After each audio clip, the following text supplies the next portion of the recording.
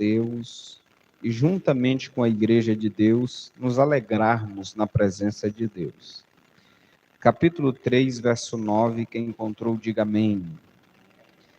Diz assim: pois nós somos cooperadores de Deus, vós sois lavouras de Deus e edifício de Deus. Mais uma vez, pois nós somos cooperadores de Deus, vós sois lavouras de Deus e edifício de Deus. Podeis assentar, meus amados, nós vamos estar trazendo o ensino em cima da visão deste versículo aqui. O apóstolo Paulo, nós todos conhecemos o seu manuscrito, a saber, Paulo é o escritor de pelo menos metade do Novo Testamento. O apóstolo Paulo é quem Deus usa para escrever pelo menos 13 cartas que está no Novo Testamento, e dessas cartas nós fundamentamos a base da nossa fé cristã.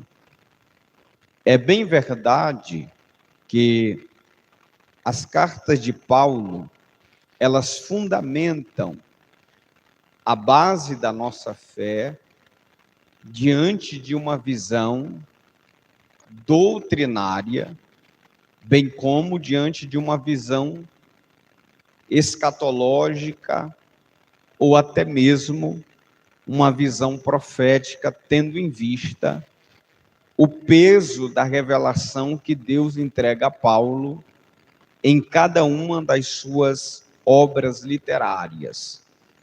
O capítulo de número 3 da carta de Paulo aos Coríntios, e cabe aqui salientar que a igreja de Corinto era uma igreja que estava passando por um momento de grande espiritualidade. A segunda carta de Paulo aos Coríntios, ela na verdade é uma carta que fala e ressalta muito sobre o amor, a comunhão, os dons espirituais na qual essa igreja vivia. E é tão interessante quando nós abordamos essa visão de igreja como um cenário perfeito. Todavia, a primeira carta de Paulo aos Coríntios já vem tratando de uma igreja mais velha, madura, uma igreja que já tinha passado por muitas situações de lutas e por muitas crises internas. E é dentro dessa visão interna dessa igreja que eu quero falar nessa noite. Os problemas da igreja de Corinto. Presbítero Pedro, a igreja de Corinto, ela tinha pelo menos 3 problemas que eram problemas que somente uma forma muito dura, doutrinária, para que se pudesse resolver esse problema. E Deus dá a Paulo, meus irmãos, a visão de como resolver esse problema. Para você ter uma ideia, na igreja de Corinto, nós tínhamos pelo menos 3 grupos de pessoas que estavam agindo diariamente naquela igreja, dividindo aquela igreja. E a divisão, ela não faz parte da obra salvífica de Cristo. Jesus não trabalha onde há divisão. Jesus não trabalha onde há ausência de unidade. E essa igreja aqui, ela estava vivendo esse caos no convívio entre os irmãos que ali congregavam naquela importante cidade que era a cidade de Corinto. Naquela igreja tinha pelo menos 3 grupos de irmãos dentro dela. Haviam os irmãos que se diziam serem de Pedro, os irmãos que se diziam serem de Apolo, os irmãos que se diziam serem de Paulo, e o quarto grupo, pelo menos 3 grupos, introduz aqui na nossa visão, dentro dessa igreja, de acordo com as cartas, que nessa igreja havia também um quarto grupo de irmãos que eram os mais perigosos dessa igreja, que eram os irmãos que se consideravam ser de Cristo, os espirituais. E eu fico aqui muito impressionado, porque às vezes nós temos nas igrejas esses irmãos que são espirituais demais, e eles comumente geram problemas para o convívio da igreja. Por quê? Primeiro, que se acham mais santos do que os outros. Segundo, que esses irmãos se acham quase a quarta pessoa da Trindade. Não convivem, não andam, não falam, não comungam, não estão diante dos trabalhos, não querem. Por quê? Porque se acham bons demais, crentes demais para conviver. E esses irmãos também tinham dentro dessa igreja de Corinto, eles são chamados de aqueles irmãos espirituais. Eles diziam: eu sou de Cristo. E aqui, irmão, tem um problema muito sério, porque quando a gente se depara com esse tipo de gente na igreja, o que a gente faz, pastor? A gente tem que saber trabalhar com eles. Esses que dizem ser espirituais demais, esses que dizem ser muito cristãos a ponto de não se misturarem com os meros terráqueos que aqui vivem, né? Eu costumo dizer que esses crentões da igreja, que se acham a quarta pessoa da Trindade, às vezes, irmãos, se o anjo limpar a poeira da trombeta, eu fico com medo desse povo subir primeiro. Agora, escute isso aqui para que você entenda e não se embarace com mais nada nesse momento, tá? Observe isso aqui. Essa igreja passava por esse tipo de divisão, e no capítulo 3, o apóstolo Paulo vem resolvendo essas demandas que aconteciam dentro dessa igreja, principalmente nesses grupos, nessas facções que estavam levantadas dentro da igreja. Aí Paulo vem com uma palavra, irmãos, que acaba quebrando o ego desses irmãos. O que, pastor? Ele diz assim, no versículo de número 6 do próprio capítulo 3, ele diz: eu plantei, Apolo regou, mas Deus é quem dá o crescer. Você tem que entender que na obra de Deus, todos nós temos o nosso lugar. Todos nós temos o nosso lugar. Todos nós temos a nossa posição. Agora eu te pergunto, quem é você aqui na igreja? O que você tem feito para que a igreja continue de portas abertas? Qual é o teu trabalho dentro das 3 esferas que a igreja trabalha? Evangelismo, discipulado e amor. O que você tem feito? O que você tem feito para pregar o Cristo, o qual você serve?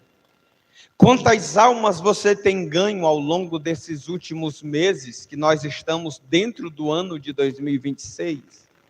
Qual é a tua obra para Deus já esse ano?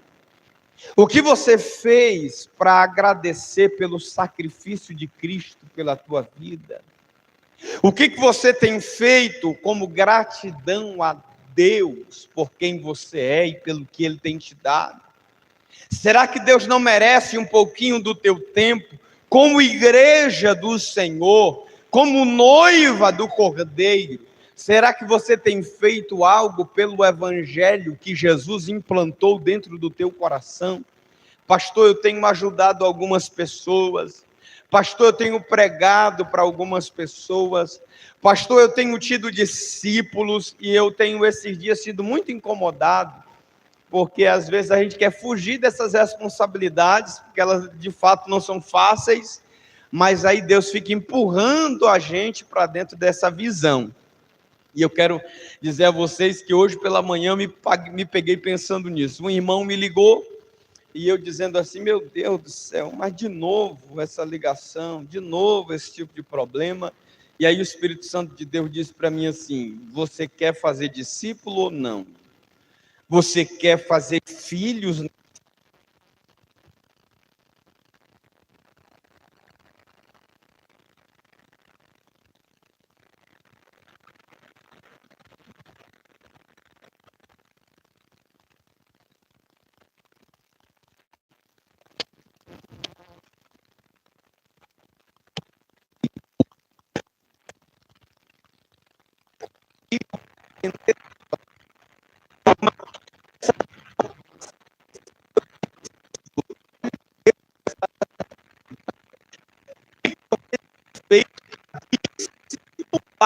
Aprendi,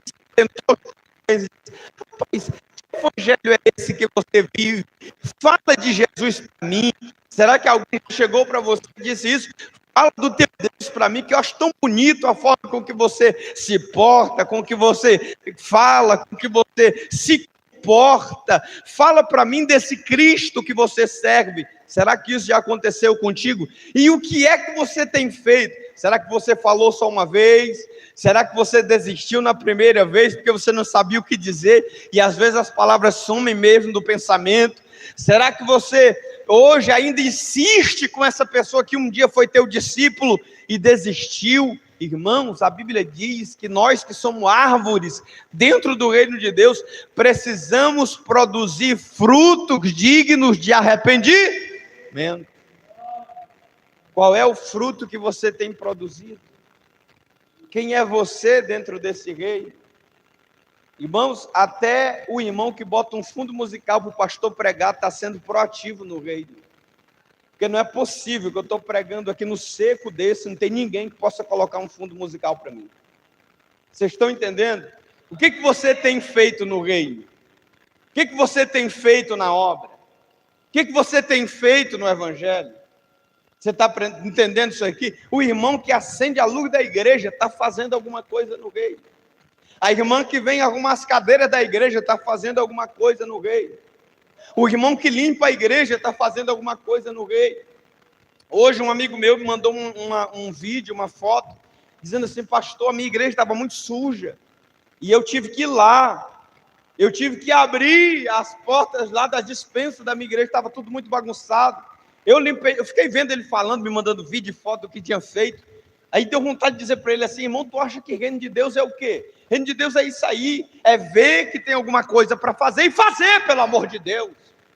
E agir, porque Deus não conta com morto. Deus conta com quem está vivo, irmão. Deus não conta com ninguém parado, Deus conta com alguém se movimentando. Um dia desse eu achei lindo aqui, a igreja estava cheia de água. Daqui a pouco eu cheguei, vi que a igreja estava cheia, a irmã Sara chegou, quero chamar ela de Clara, toda vez eu quero chamar ela de Clara. A irmã Sara chegou, daqui a pouco a irmã Conceição chegou, aí eu disse: irmãos, é o seguinte, bora lá, é nós mesmo.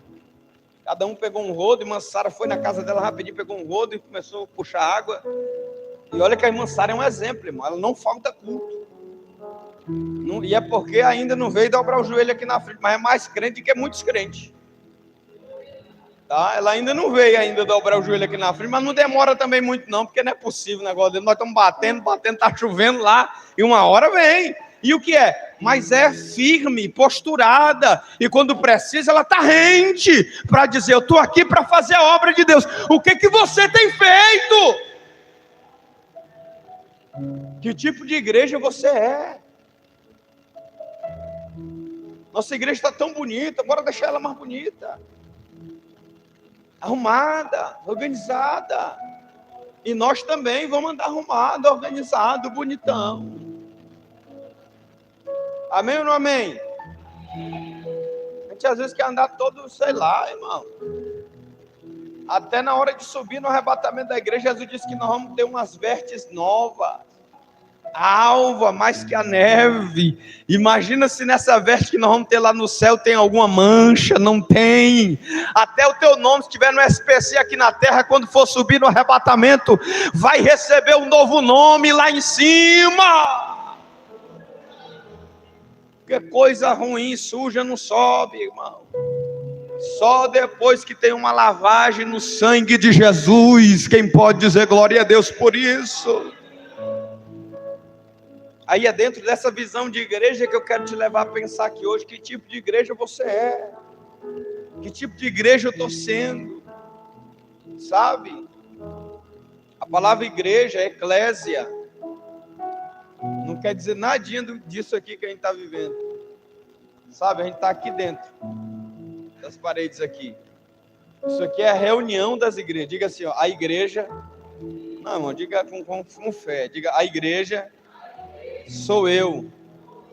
A palavra eclésia, a igreja, é chamados para fora. A palavra eclésia é lá fora. Sabe o que isso me mostra? Me mostra que mais importante do que quem eu sou aqui dentro é quem eu sou lá fora.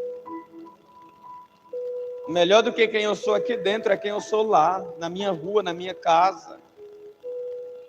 É quem eu sou lá no meu trabalho. Será que eu tenho sido igreja lá no meu trabalho? Será que eu tenho sido igreja lá? Será que eu tenho feito a obra de Deus lá fora? Domingo eu quero fazer um evangelismo depois do culto, depois da escola. E você que é a igreja, às vezes não fica por evangelismo, vai embora para casa. Pastor, tem o meu almoço para me fazer. Irmão, é um dia de evangelismo. É 1 hora, é menos de 1 hora de evangelismo, porque se pegar todo mundo, cada um faz um trecho, acaba ligeiro. E você não consegue ser igreja lá fora. Você só consegue ser igreja aqui dentro. Você não consegue ser igreja dentro da tua casa. Na tua casa é xingamento, é palavrão. Aqui dentro é glória a Deus, aleluia, língua estranha até de vez em quando, né? Que tipo de igreja nós temos sido? Que igreja somos nós, presbítero Juscelino? Que tipo de igreja você é? Uma igreja que é a igreja só aqui dentro, ou uma igreja que é a igreja aqui, mas também é a igreja lá, aleluia. Uma igreja que adora a Deus aqui, mas também adora a Deus lá. Tem crente, irmão, quando vê a gente na rua, se esconde. A paz do Senhor dele é tão baixa que ninguém entende. Você dá a paz do Senhor, passou. Não sabe nem o que é a paz do Senhor. Está lá na faculdade, não sabe se você é crente. Lá no teu cursinho, ninguém sabe se tu é crente. Porque até o passinho tu faz lá junto com eles. Lá na tua sala, ninguém sabe que tu é crente, porque tu é quem mais... Isso acontece muito com filho de crente, né? Filho de crente é mais atentado que os outros, irmão. Você vai lá na escola, lá... Ei, mas esse menino lá na sala, o professor reclamando. Esse menino não se aquieta. Como é o nome do menino? Isaac. Isaac é filho de quem? Da irmã Maria, do diácono Sebastião. Os bichinhos são atentados, irmão. Por quê, pastor? Que os bichinhos são peralta desse jeito. É o inimigo, irmão, futucando, que é filho de crente. Se fosse filho do paladeiro lá fora, lá não dava nada, era um santo. Ei, menino, que tipo de igreja você é? Você tem levado teus filhos para o altar? Você tem ensinado teus filhos a fazer a obra de Deus? Você tem dado os teus filhos na presença de Deus? Louvado seja o nome do Senhor. Aleluia. Se o teu filho está na presença de Deus, continua agradecendo, continua glorificando, continua exaltando, continua magnificando, pelo amor de Deus. Entrega ainda mais, porque quando você entrega no altar, Deus resolve, Deus cuida. Quem crê nisso, diga glória para Ele. Que tipo de igreja você... E aí eu quero falar hoje, irmão, sobre como é que a igreja é apresentada na Bíblia. Você já parou para se perguntar isso? Pastor, na Bíblia a igreja é só os santos. Será que é só isso mesmo? Bora abrir a Bíblia? Quem tem Bíblia para abrir, pelo amor de Deus, não deixa ela fechada não. Hoje você está num culto de ensino. Primeiro, a Bíblia é na Bíblia um edifício. A Bíblia é um edifício. 1 Coríntios capítulo 3, verso 9, onde nós lemos. O que está escrito? 1 Coríntios capítulo 3, versículo 9. O texto que nós lemos. Olha o que diz. Pois nós somos cooperadores de Deus. Aí, olha só. O que a Bíblia diz sobre essa passagem. E vós sois lavoura de Deus. e edifício de Deus. Segura aí, irmão. O pergaminho está voando. Então, a Bíblia Sagrada, pode guardar aí, retrata a igreja como um edifício. E quem é o edificador dessa igreja? Jesus. A Bíblia diz que a igreja é um edifício, mas quem é que edifica ela? Jesus Cristo.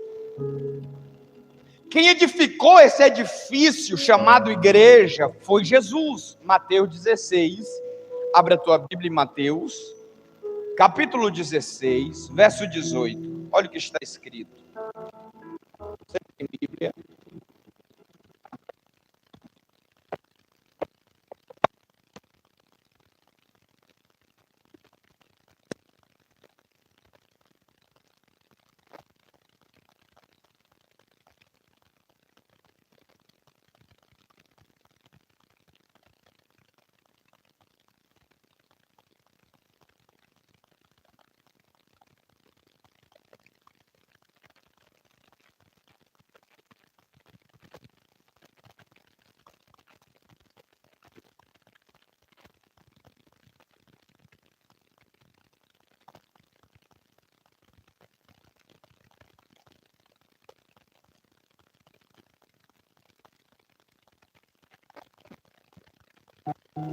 Irmãos, deixa eu te perguntar uma coisa. Você já imaginou, pensou, cuidou de pensar em por que essa igreja ainda está aberta, pregando o mesmo Jesus que pregou há 2000 anos atrás, falando da mesma fé em Deus, e nunca, irmã Sara, fechou as portas? Nunca fechou. É o mesmo Jesus que Paulo pregava, que nós pregamos aqui, sim ou não? É o mesmo Jesus que Mateus pregava, que nós estamos pregando aqui. É o mesmo Jesus que Pedro pregava, que nós estamos pregando aqui. Há mais de 2000 anos. Se isso aqui não é um sinal que essa igreja é uma igreja de Cristo, eu não sei mais o que é.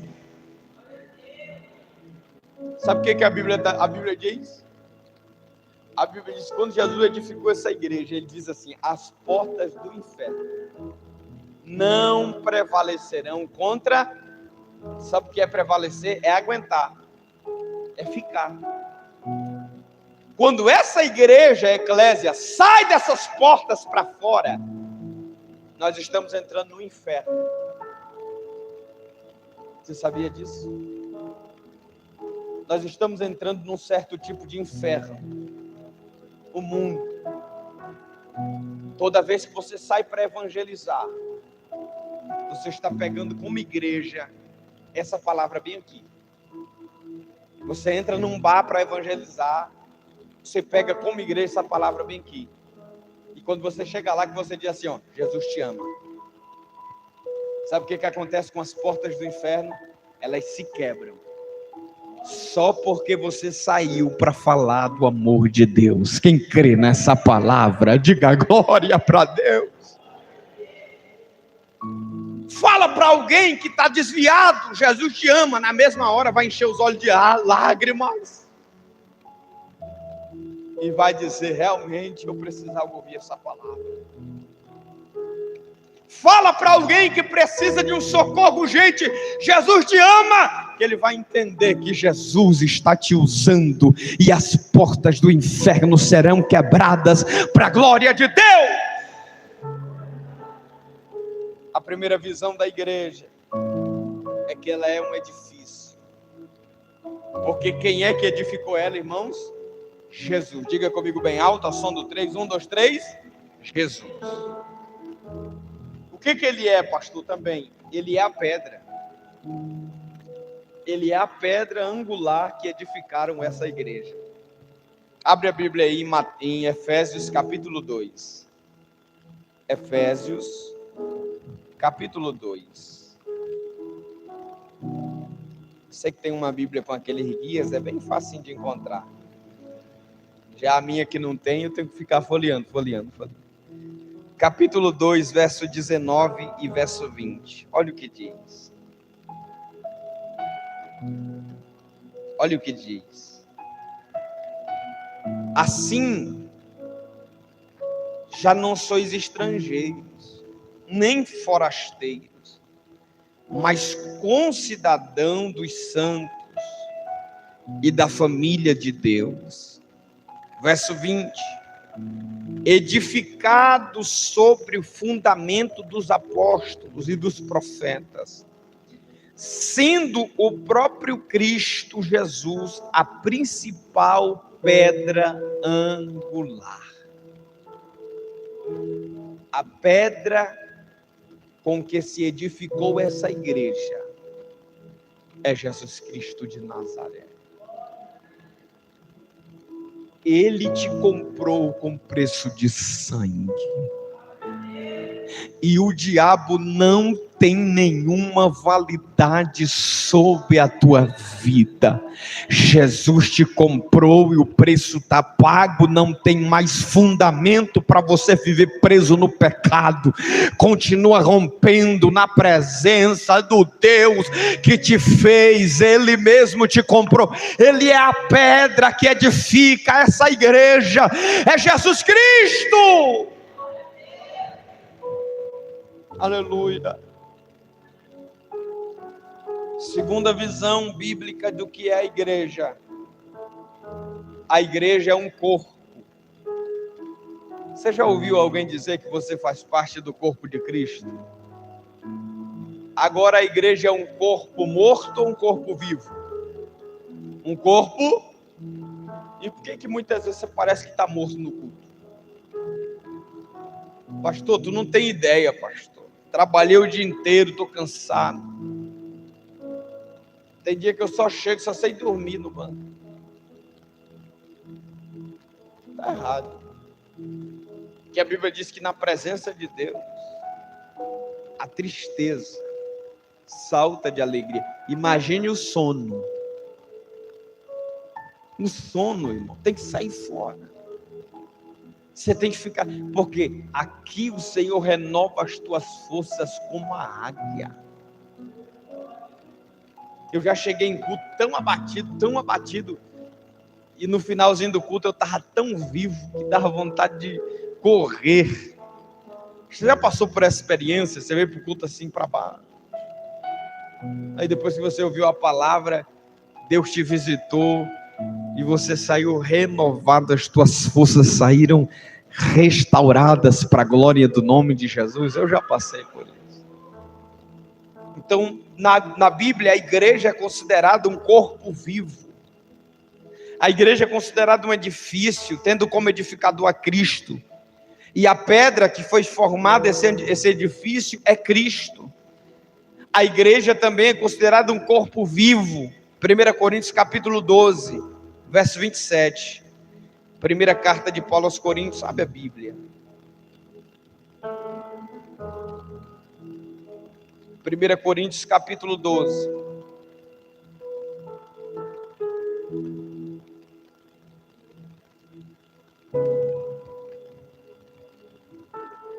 No meu não vai achar. O que está escrito aí? 12, 27.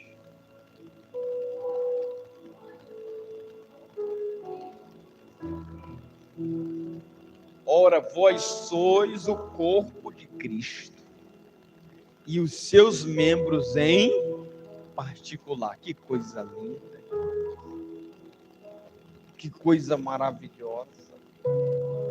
Vós sois o corpo de Cristo. Que corpo é este, pastor? Um corpo vivo.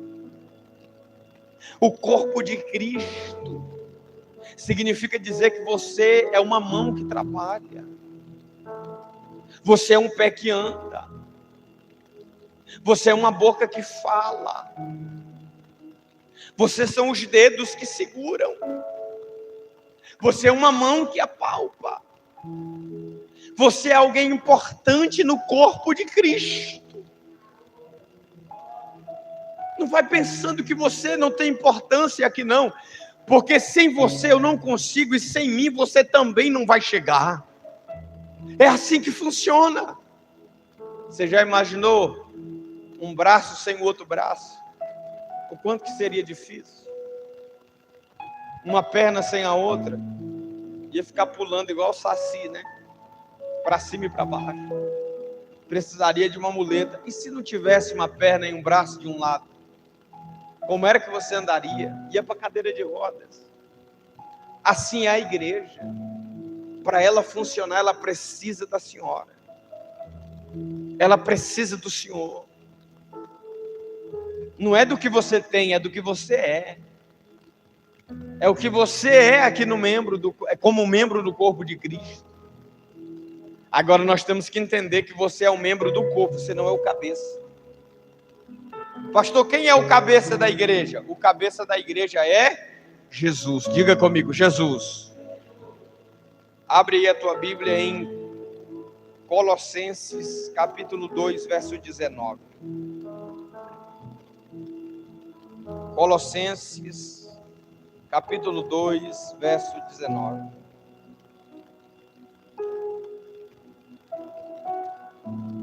Salvo engano, o nosso irmão leu nessa passagem. Se tiver encontrado, pode ler.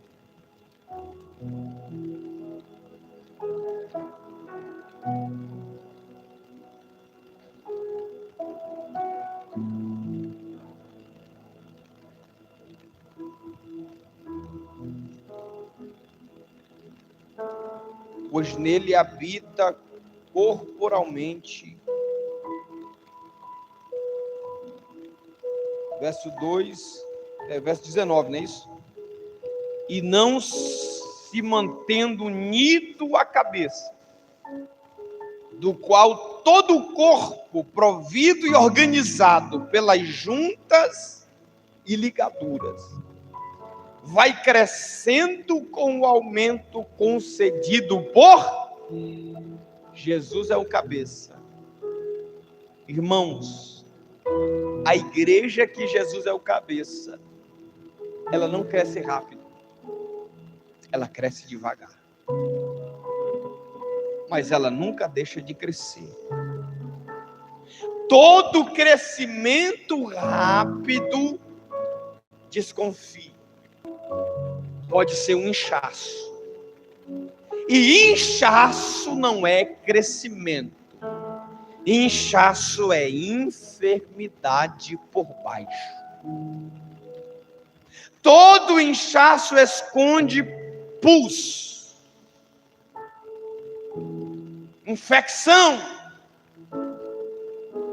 Você chega num lugar que uma igrejinha cresceu rápido demais, tenha cuidado.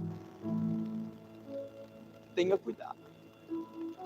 Crescimento dado por Deus é uma semente que cresceu, que deu fruto, o fruto caiu, a semente cresceu, que deu uma árvore, que foi gerando outros frutos. E o tempo para isso é o tempo de Deus. Então não se assuste. Ou seja, não se impressione demais com igrejas muito cheias. Pastor, o irmão abriu a igrejinha ali na esquina, cresceu rapidinho. Cuidado. Um crescimento sem a presença de Deus não existe. Um crescimento sem a palavra de Deus é doença.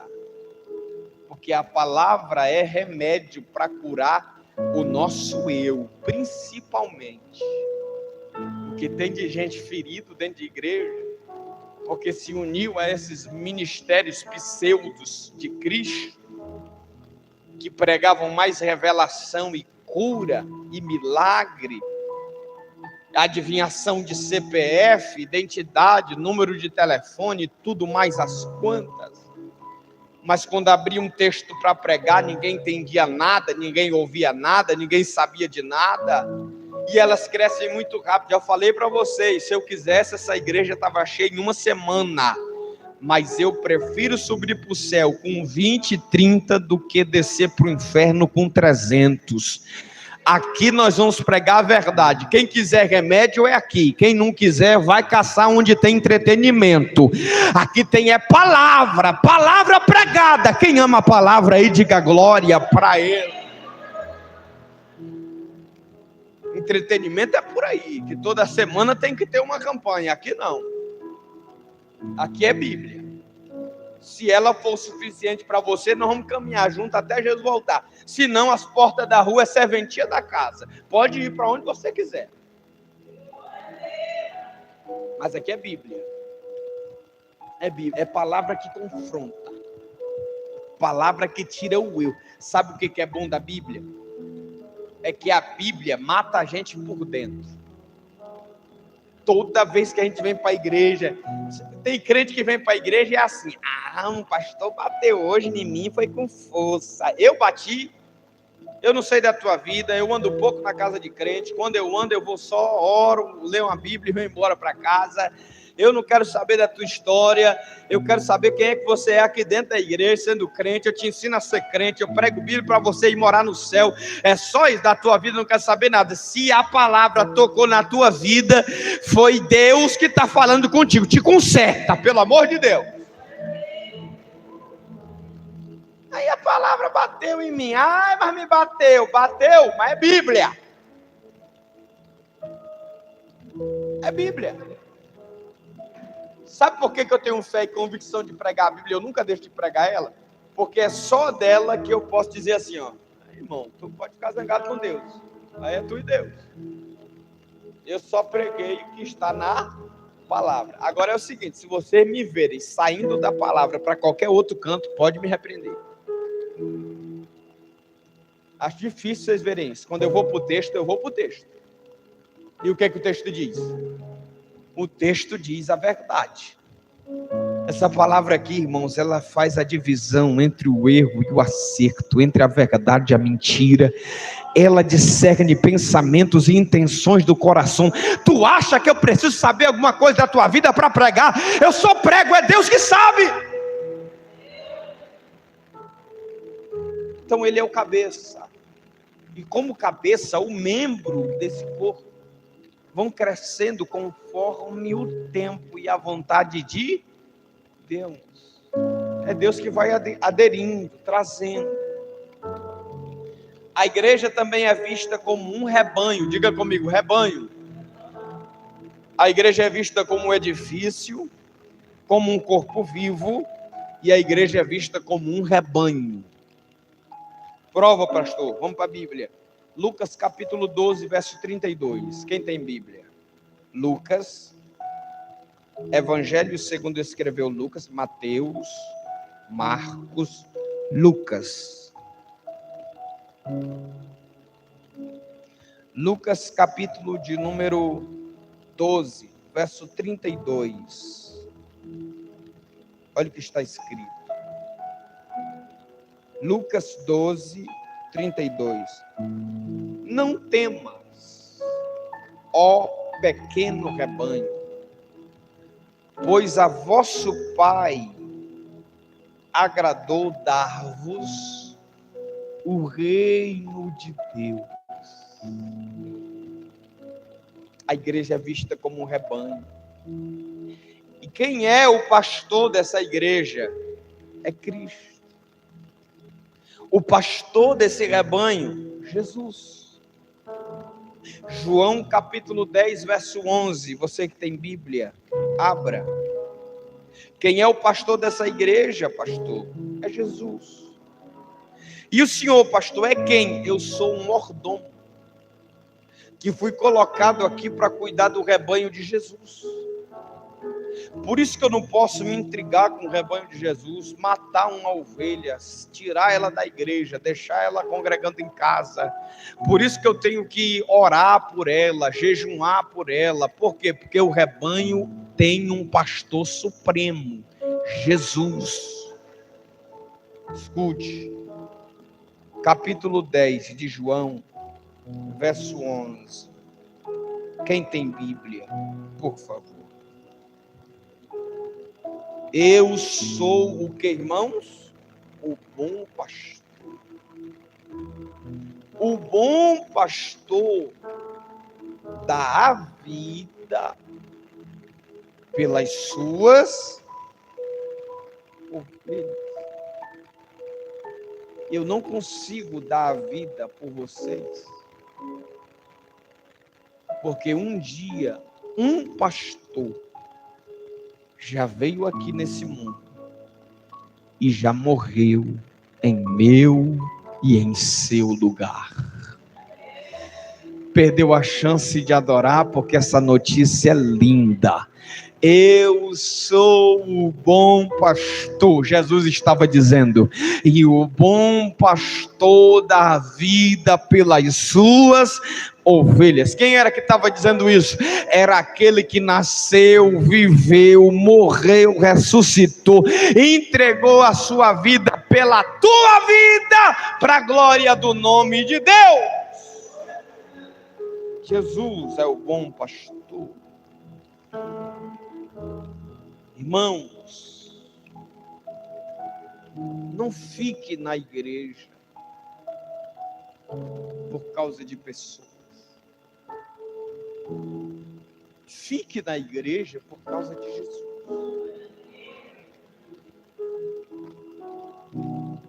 Esse pastor aqui, que é Jesus, que diz em João capítulo 10, verso de número 11, eu sou o bom pastor e o bom pastor dá a vida pelas suas ovelhas, ele rasgou um véu de cima a baixo.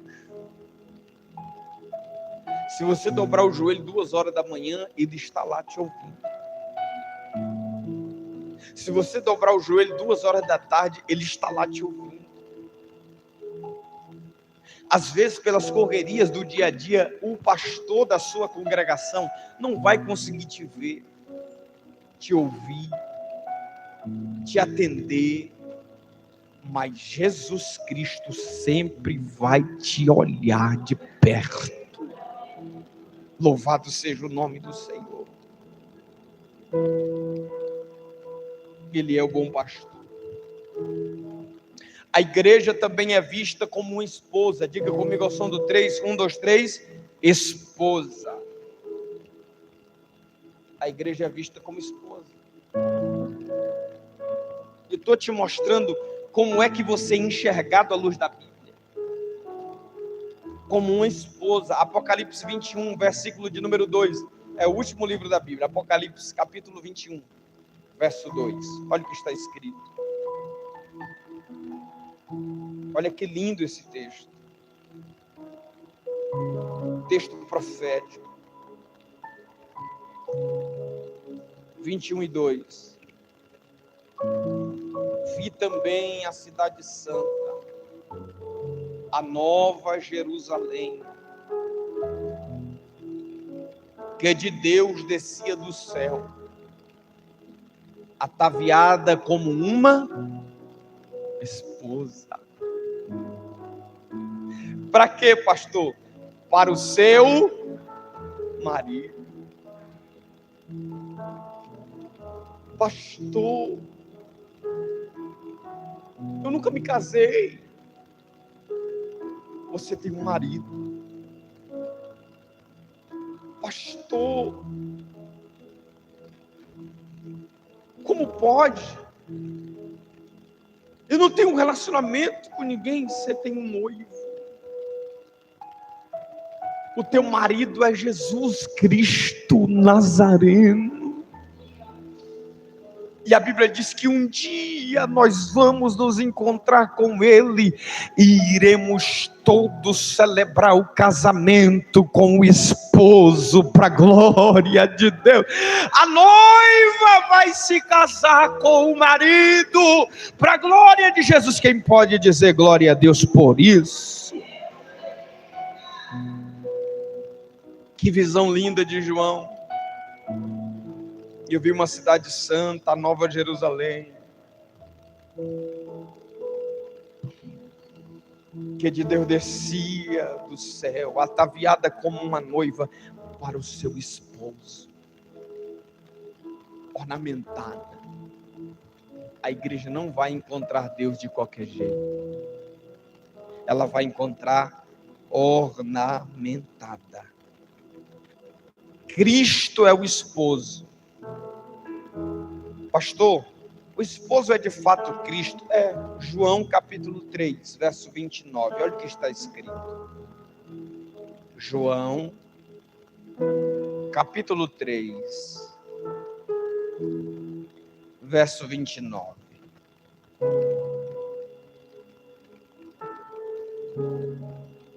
João 3 e 29.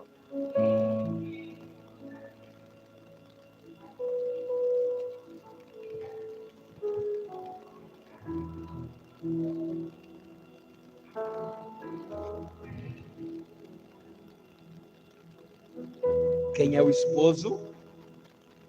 Na minha versão, a noiva pertence ao noivo. O dono da igreja é o noivo dela. É Jesus. A noiva pertence ao seu noivo. O amigo do noivo, ele assiste, espera e ouve. E alegra-se muito com a voz do noivo. Essa alegria é minha. E agora está completa. No casamento judaico, quando o noivo vinha para encontrar com a noiva que estava dentro da casa, o cenário era esse: as virgens, que eram damas de honra, geralmente 10. O amigo do noivo ficava na porta, olhando se o noivo já vinha. Quando o noivo apontava, o noivo não vinha calado, triste, o noivo vinha celebrando. O texto diz: quando o amigo do noivo ouvia a voz do noivo chegando, ele se alegrava. E ele gritava para quem estava dentro da casa esperando o noivo. Ele dizia: aí vem o esposo. Uma Conceição, o amigo do noivo é o Espírito Santo de Deus. E passa dia, passa hora, passa minuto, passa momento, passa meses, passa anos, e o amigo do noivo está dizendo: santifica um pouco mais, santifica um pouco mais, ora um pouco mais. O amigo do noivo está incomodando os crentes na madrugada. Por quê? Porque ele está dizendo: aí vem o noivo. Jesus está perto de chegar. Jesus está nas portas. É por isso que você às vezes não consegue dormir na madrugada. Não é porque você perdeu o sono por alguma enfermidade, não. É porque o amigo do noivo está dizendo: te aproxima do esposo, porque o esposo está chegando para buscar a noiva dele, a igreja eleita. Quem é a igreja aqui? Deixa eu ver, levante a mão para dar glória para ele. A igreja é vista como uma noiva. E eu encerro dizendo que essa igreja, ela é um edifício que quem edificou foi Jesus. Ela é um corpo vivo porque nós não estamos mortos. Ela é um rebanho de Deus porque Ele é o nosso sumo pastor. Ela é uma esposa porque Ele é o nosso esposo. Você é a igreja. Que tipo de igreja você é? Que tipo de noiva você é? Que tipo de edifício você é? Que tipo de corpo você é? Que tipo de ovelha você é?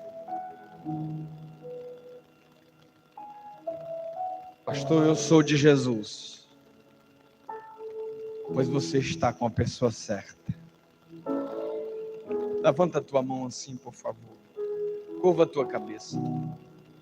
Senhor Deus e Pai, aonde tem uma mão levantada,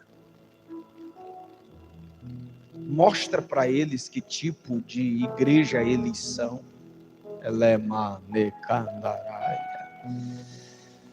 Mostra para eles que eles são igreja comprada, lavada, remida no sangue de Jesus. Abençoe a vida dos teus filhos, não só hoje, mas para sempre, fortalecendo-os como a igreja de Deus. Só quem confirma e concorda com essa oração, diga assim: eu sou de Cristo. Quem pode dar glória a Deus por isso? Deus te abençoe. Meus amados.